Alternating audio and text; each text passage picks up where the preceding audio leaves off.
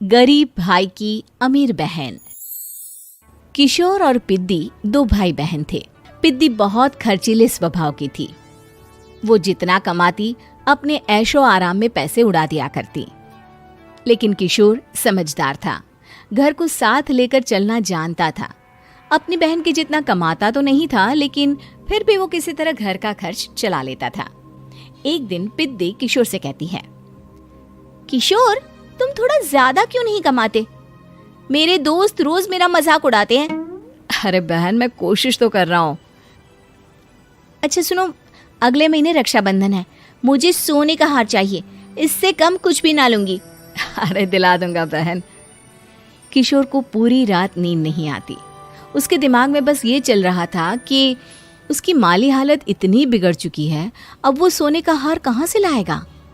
अगले दिन किशोर सुबह सुबह घर से ये बोलकर निकल गया कि पिद्दी, मैं गांव से बाहर जा रहा हूँ, कुछ दिन घर नहीं आऊंगा। किशोर ने अपने काम के साथ साथ फेरी में कपड़े बेचने भी शुरू कर दिए, जिससे वो ज्यादा से ज्यादा पैसे कमा सके। रात में वो एक बिल्डिंग की चौकीदारी भी करने लगा। अपने काम से थोड़ा बहुत समय निकालकर बस कुछ घंटे की नींद ले पाता था। और कब वो कुछ दिन एक महीने में बदल गए और रक्षाबंधन भी आ गया, पता ही नहीं चला। लेकिन किशोर अभी तक घर वापस नहीं लौटा। जहां वो काम करता था, पिद्दी के नाम का गुल्लक रखा हुआ था।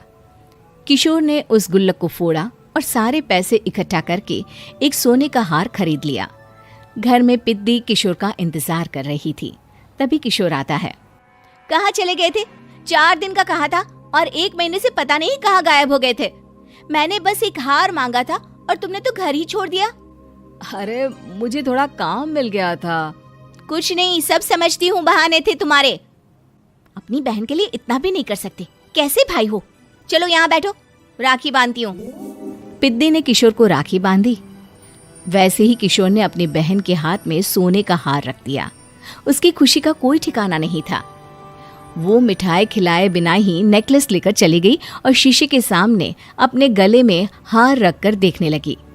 किशोर ने लड्डू उठाया और खुद ही खा लिया। ऐसे कई साल गुजर गए। एक दिन पिद्दी की नौकरी छूट गई। अब वो पूरी तरह किशोर पर डिपेंड हो गई थी।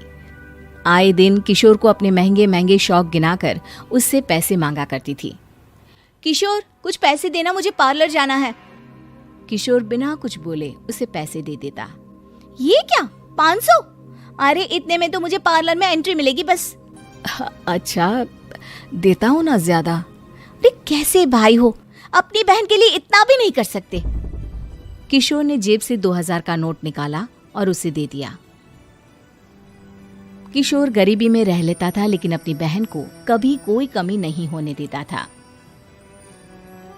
बेटा, पिद्दी तुम्हारी बहन है, उसे कभी किसी चीज की कमी मत होने देना और उसका ध्यान रखना, क्योंकि भाई का फर्ज होता है अपनी बहन का ध्यान रखना। किशोर ने माँ की कही ये बात हमेशा के लिए याद कर ली थी।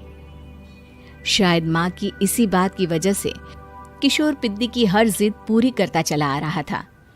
किशोर, आज मैं अपने दोस्तों के साथ पार्टी करने जा रही हूँ, मुझे कुछ पैसे दो ना।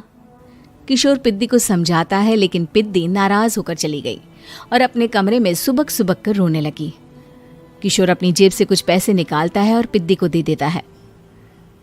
किशोर खुद कभी अच्छे कपड़े नहीं पहनता, लेकिन पिद्दी को राजकुमारी की तरह रखता। पिद्दी के जाने के बाद किशोर अपने काम पर निकल गया।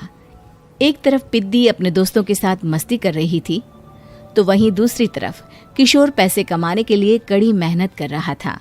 कुछ और दिन ऐसे ही बीत गए। एक दिन पिद्दी एक लड़के को लेकर घर आई और उसे किशोर से मिलवाया। किशोर, मुझे इस लड़के से शादी करनी है, लेकिन इनके मम्मी पापा बोल रहे हैं कि उनको दहेज में एक कार चाहिए, तभी वो मेरा और पंकज का रिश्ता कबूल करेंगे। लेकिन बहन, कार खरीदना कोई सब्जी खरीदने के बराबर तो नहीं है। अरे कैसे भाई हो तुम, अपनी बहन के लिए इतना नहीं कर सकते? देखो, मैं ज्यादा इंतजार नहीं कर सकती, तुम्हें 1 साल में मेरे लिए कार खरीदनी ही होगी। अच्छा पंकज, एक काम करो, कल तुम अपने माता पिता को घर बुला लो, मैं उनसे तुम्हारे और पिद्दी के रिश्ते की बात कर लेता हूँ। अगले दिन किशोर के छोटे से घर में पंकज और उसके माता पिता आते हैं। बेटा, तुम्हारी बहन ने हमारी शर्त तो बता ही दी होगी। जी। बेटा, तुम तो इतने छोटे घर में रहते हो, दहेज कहाँ से लाओगे? मैं अपनी बहन की खुशी के लिए सब कुछ कर सकता हूँ। पंकज और पिद्दी का रिश्ता तय हो जाता है। किशोर अब अपनी क्षमता से 4 गुना ज्यादा काम करने लगता है। सुबह सबके घरों में न्यूज़पेपर फेंकता, दिन में मजदूरी करता और रात में चौकीदारी करता। खूब मेहनत करके किशोर ने अपनी बहन की शादी के लिए पैसे जुटा लिए। उसने अपनी बहन के लिए कार खरीद ली। जब वो पिद्दी के ससुराल वालों से मिलने गया तो उन्होंने किशोर से और पैसों की मांग की। इस बार किशोर हार चुका था। पिद्दी माफ करना, मैं तुम्हारी शादी उस लड़के से नहीं कर सकता। वो लालची लोग हैं, उन्हें सिर्फ पैसों से मतलब है। देखो किशोर, मैं पंकज से ही शादी करूंगी। क्योंकि पिद्दी ने तो किशोर की बात न मानने की जैसे कसम खा रखी थी। किशोर ने पंकज को घर बुलाया। पंकज, तुम अपने माता पिता को समझाते क्यों नहीं हो? भैया, वो हमारी शादी के लिए मान गए, मेरे लिए तो यही बहुत बड़ी बात है। हम एक काम कर सकते हैं, दहेज की रकम में से कुछ पैसे मैं आपको दे देता हूँ। अरे लेकिन समाज वाले क्या कहेंगे? अरे जब दुनिया को पता चलेगा तब ना। अच्छा, कुछ पैसे मैं अपने मालिक से कर्ज में ले लेता हूँ। कुछ पैसे पंकज देता है, कुछ वो कर्जा लेता है और अपनी उम्र भर की कमाई वो अपनी बहन की शादी में लगा देता है। आखिर में पंकज और पिद्दी की शादी हो जाती है। पिद्दी की विदाई के बाद किशोर बिल्कुल अकेला पड़ जाता है। अब उसका कमाने में भी मन नहीं लगता। उधारी वाले रोज घर में आकर बैठ जाते हैं। अरे किशोर, अब तो पिद्दी की शादी को 5 साल हो गए, अब तो हमारा पैसा लौटा दो। चाचा, पिद्दी के जाने के बाद किसी भी काम में मन नहीं लगता। अरे तो हमारा पैसा कैसे वापस मिलेगा? जी, कुछ करता हूँ मैं। किशोर के ऊपर बहुत सा कर्जा चढ़ गया था, इसलिए उसने तय किया कि वो ये घर बेचकर सबके पैसे लौटा देगा। अगली सुबह शहर के किसी साहूकार को उसने अपना घर बेच दिया और सबके पैसे लौटा के वो गांव छोड़कर चला गया। पिद्दी ने शादी के बाद कभी अपने भाई का हाल तक नहीं पूछा। किशोर को फर्क नहीं पड़ता था, बस ससुराल में उसकी बहन खुश है ये जानकर उसे खुद की खुशी मिलती थी और ये सोचकर कि उसने माँ से किया हुआ वादा पूरा कर दिया।